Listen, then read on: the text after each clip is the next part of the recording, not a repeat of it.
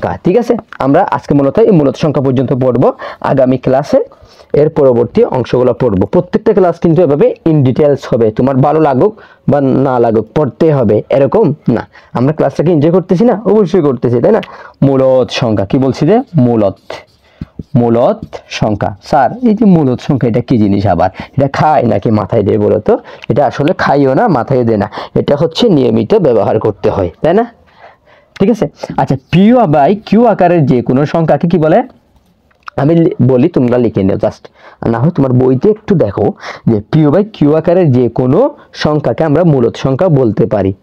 তবে কিন্তু আমরা এটা দেখলেই যে মূলত সংখ্যা হবে এরকম না, তবে এখানে একটা কন্ডিশন আছে। কন্ডিশনটা হচ্ছে q not is equal to zero. Q not equal to কি হবে? জিরো হবে। কিউ কখনো জিরোর সমান হইতে পারবে না। কেন? জিরোর সমান হইলে তো সে আর মানে সংখ্যায় থাকতে কিভাবে? 5/0। এখন এই যে হরটা যদি কি হয়ে যায়, কোনো কারণে জিরো হয়ে যায়, এটা কি হয়ে যাবে? জিরো হয়ে যাবে। আবার এটা হলে আরেকটা সংখ্যা ইনফিনিটি হয়ে যাবে। ঠিক আছে না? এটা সামনে আসতেছে। তাহলে যারা সায়েন্সে আসছো তো তারা হয়তো এই জিনিসটা বুঝছো। হ্যাঁ, আচ্ছা, আপাতত তোমরা এগুলো বোঝার দরকার নেই। এই যে q not is equal to zero, অর্থাৎ হর যেটা থাকবে, হর বেটা অর্থাৎ আবুলের পাটা মোটা হওয়া যাবে না মাথার চাইতে।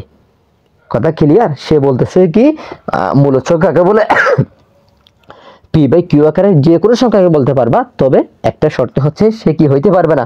সে q not is equal to zero হইতে পারবে না। এরপরে কি হইতে পারে?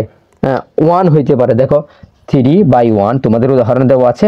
তাহলে 3/1 মানে কি? নিচে 1 থাকলেও যা না, এখানে কিন্তু আবার 1 q not is equal to 1 হইতে পারবে এরকম বলে নাই। এটা তোমরা আবার বাড়াই নিও না, এটা আমরা ভগ্নাংশে বলছি যে, এখানে কিন্তু না। ঠিক আছে, এখানে কিন্তু না, এখানে হচ্ছে কি হবে? এখানে এটা হইতেই পারে, সমস্যা নাই, এরকম হলে এটার মান 3 হবে, তাই না? কথা কি বুঝেছ? এরপরে হচ্ছে এখানে আরেকটা দিছে 11/2। 11/2 মানে কি? 11 টাকা। তোমার কাছে 11 টাকা আছে, বলতেছে তোমরা দুইজন ভাগ করে। তাহলে কিভাবে ভাগ করবা? তোমরা যখন প্রথম 5 টাকা করে নিবা। 5 টাকা করে নিলে 5 দুগুণে 10। আর কত আছে? আরো 1 টাকা আছে। 1 টাকা কি করা যায়? 100 পয়সা। 100 পয়সাকে কি করা যায়? 2 ভাগ করলে 50 পয়সা। 50 তো 50টা এখানে লেখার দরকার নাই, যেহেতু আমরা 5.5 লিখতে পারি। তার মানে এই যে তোমরা এরকম বলিও না 5.50 এরকম বলবা না। এটা ফ্র্যাকশনাল নাম্বার, অর্থাৎ দশমিকের পরে যে সংখ্যাগুলো আসবে ওখানে প্রত্যেকটা আলাদা আলাদা সেপারেট ভাবে বলবা। ঠিক আছে, মানে 5.5 বলবা, তো 5.50 বলিও না আবার। ঠিক আছে, বলিও সমস্যা নাই, তুমি বললে তোমাকে বিজ্ঞানী মনে করবে সবাই, আশেপাশে লোক এভাবে তাকাই থাকবে, ও শিক্ষিত ছেলে, সে দশমিকের পরে কি বলতেছে?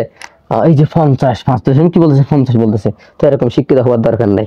আছে থাকলে বলো, সমস্যা নেই। যারা শিক্ষিত হতে চাও তারা এরকম উল্টাপাল্টা কথাগুলো বলবা। তারপর 5 এরপরে দেখো 5 কত? 3। 5 কত? 3। তখন এটাকে তুমি ভাগ করলে 5/3 মানে কি স্যার দেখো, আমরা একজনে প্রথম 1 টাকা করে নিলাম। 1 টাকা করে নিলে কত হয়েছে? আমরা 3 জনে 3 টাকা পাবো না? অবশ্যই পাবো। এখন 1 টাকা করে নেওয়ার পর আর বাকি টাকাগুলোকে তোমরা ক্যালকুলেটর দিয়ে ভাগ করলে এরকম আসে 6.666। এই যে এরকম অনেকগুলো 6 আসতেছে। তো এই যে ইত্যাদি, মানে এই যে এই সমস্ত। তাহলে আমরা কি মূলত সংখ্যা কি পাইছি? মূলত সংখ্যার সত্য হচ্ছে তার হর যেটা থাকবে সেটা কি করা যাবে না, সে জিরো সমান হইতে পারবে না। তো আরেকটা কন্ডিশন হচ্ছে কি? আর কোনো কন্ডিশন নাই, জাস্ট এই যে পি বাই কিউ আকারে, অর্থাৎ যে কোনো ভগ্নাংশকে তুমি কি করতে পারো? মূলত সংখ্যা বলতে পারো। তবে কন্ডিশন হচ্ছে কি? তোমাকে এটা কি করতে হবে? অবশ্যই তোমাকে এটা নিচের এই সংখ্যাগুলা, দুঃখিত, তোমাকে এটা কি করতে হবে? পি বাই কিউ আকারে হইতে হবে এবং q not is equal to zero হইতে পারবে না। ঠিক আছে, যে কোনো ভগ্নাংশ বলতে পারো, বাট কিউ অর্থাৎ হর যেটা থাকবে সেটা কখনো জিরো হইতে পারবে না। তো আশা করি বুঝতে পারছো। তো এখন এরপর হচ্ছে আমরা অমূলত সংখ্যা নিয়ে আলোচনা করব, তাই না?